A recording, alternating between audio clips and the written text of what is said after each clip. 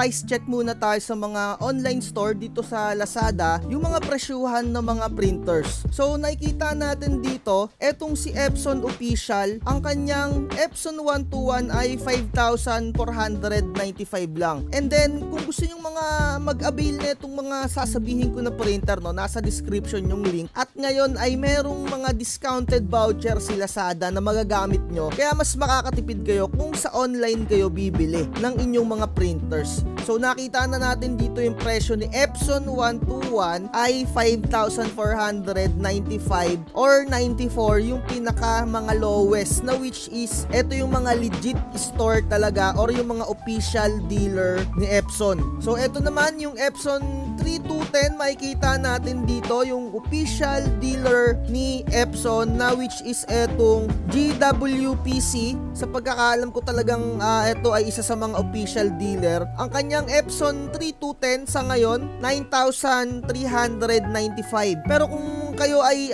magkakaroon ng voucher, at ang daming mga voucher ngayon, mas makakatipid kayo dyan. At makikita nyo dito meron pang isa 9,269. Medyo umangat-angat siya sa suggested retail price or yung pinaka-original price neto ni Epson. At eto naman ulit si JG Store 8,794. So parang eto yung pinakamababa na presyo na nakikita natin dito sa Lazada. So isort nyo na lang ng isort at make sure sa mga legit store lang kayo bibili. At eto naman yung gamit ko ngayon na printer, which is etong Epson 5290, na talagang napapansin ko medyo umaarangkada yung pagtaas ng presyo niya eh. Kasi parang dumadami na rin yung mga nag-business ng mga printing, lalo na yung mga store or mga tindahan na mga sari-sari store dyan, diba? Pero eto, no, standard price pa rin etong si JG Superstore 13,495, which is etong si WPC 14,395. Medyo mataas-taas siya ng konti.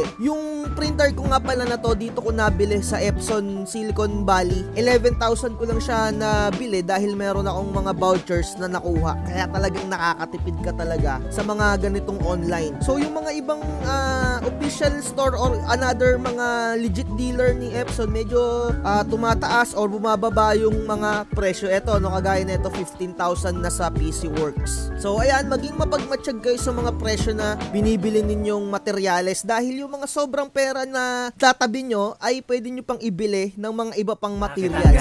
Mo, gusto mo sa'yo lahat na nakikita.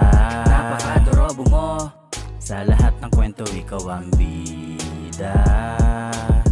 Napakahirap mo na makontento, lahat ng porsyento sinadya mo na